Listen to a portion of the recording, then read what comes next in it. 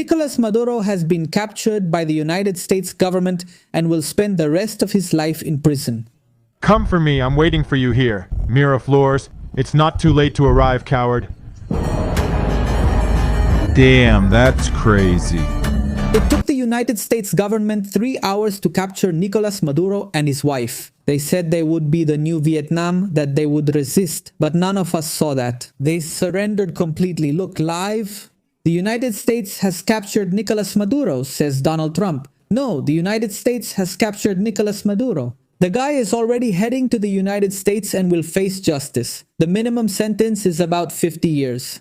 Considering that Nicolás Maduro is currently 63 years old, this means that the guy will never see the light of day again. He will spend the rest of his life in prison. By the way, they also captured Celia Flores, Nicolás Maduro's wife. So both of them are going to prison and heading to the United States. It's completely crazy, I'm telling you. They said they would resist. They said they would hold out for 3 hours, 3 hours. It was easy for the United States. Please listen carefully to the words of Venezuela's Vice President Delcy Rodriguez, who is considered a criminal. And in the face of this brutal attack, we do not know the whereabouts of President Nicolás Maduro and the First Lady Celia Flores.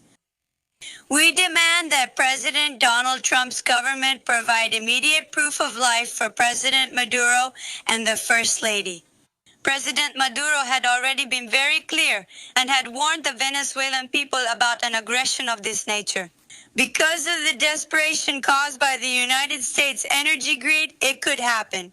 And the first thing President Maduro told the people of Venezuela was, "People, take to the streets." Delcy Rodriguez, how are the 1,000 elderly militiamen supposed to fight the United States Army? If this is what happened, just look, even the Bolivarian army itself was left completely stunned. They didn't even know what to do. They ran away in terror.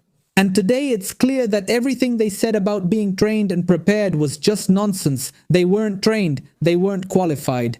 Look, just see how the United States got involved. This was even easier than what happened in Panama. Actually, this operation wasn't supposed to happen today. It was originally set for December 24th, Christmas. However, the United States had other priorities and postponed it. Then they were going to launch it at the end of the year, but the weather was bad. So they decided to delay it. And in the end, they ended up choosing the early morning of January 3rd. In fact, they tell us here. President Trump approved the operation to capture Maduro days ago, and CIA agents tracked his location, reports CNN.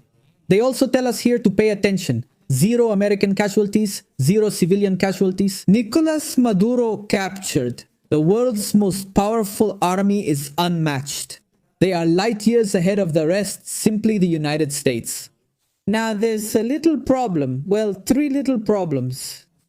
And the thing is, Diosdado Cabello, Vladimir Padrino Lopez, and the Rodriguez siblings are alive. In fact, pay attention to the following urgent matter. Media reports say Delcy Rodriguez, considered Nicolás Maduro's successor, is not in Venezuela but in Moscow. In other words, Delcy Rodriguez, who released this statement, this message saying that she demands the United States government provide proof of life for Nicolás Maduro. This woman, who was said to be in Venezuela, is actually in Moscow, Russia. Curious, isn't it? Let me tell you, Padrino Lopez and Diosdado Cabello, the other 2 criminals, are alive. It grabs my attention and makes me suspicious. I think just saying, obviously, I can't confirm it and only time will tell, but I think they might have handed over Nicolás Maduro. They might have betrayed him.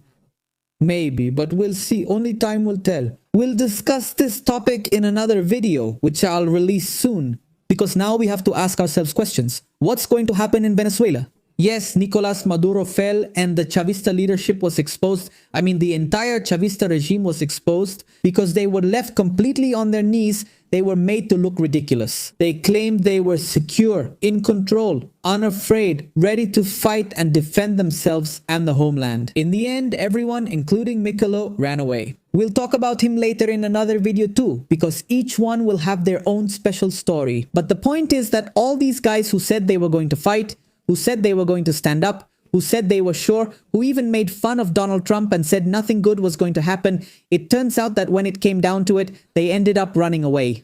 So today it's clear that Chavismo is extremely weak, which we already knew, which was obvious. They tried to sell an image of strength, acting indestructible, fearless, and claiming they'd be the new Vietnam. And look, what Vietnam are they talking about?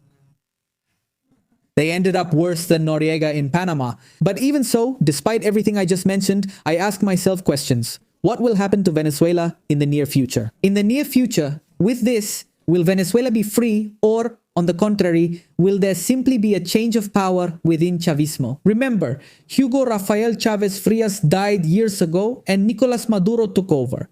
Now Nicolás Maduro will spend the rest of his life in prison, right? Chavismo was completely exposed as a tyranny, totally weak and impoverished. But look, that's all. They're still there. Diosdado Cabello and Vladimir Padrino Lopez are still present. That's why I ask myself a valid, understandable question. What's going to happen? What's going to happen? In the meantime, I want to send a message to everyone watching me who is Venezuelan. Please, take precautions. Please try not to go out too much these days, especially for those who are in Caracas. Because right now there's a power vacuum in Chavismo. And there could be confrontations, there could be fights, conflicts, things could happen out on the streets. So please, don't risk your lives. Be very careful. Take precautions. Don't go out to celebrate. Don't do it.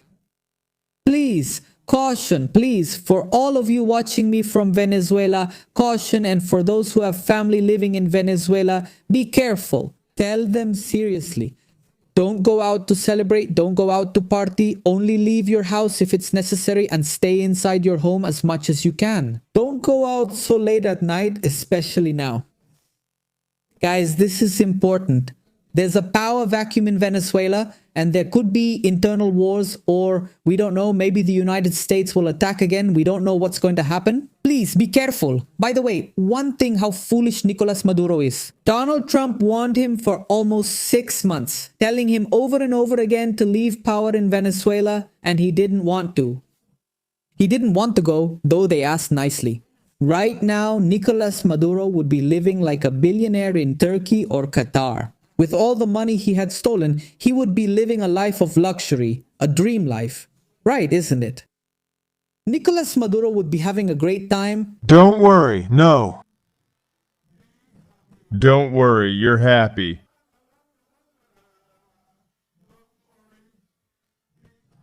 And now I want you to understand this. Nicolás Maduro will die in prison. He will spend the rest of his life in jail, as will his wife, Cilia Flores.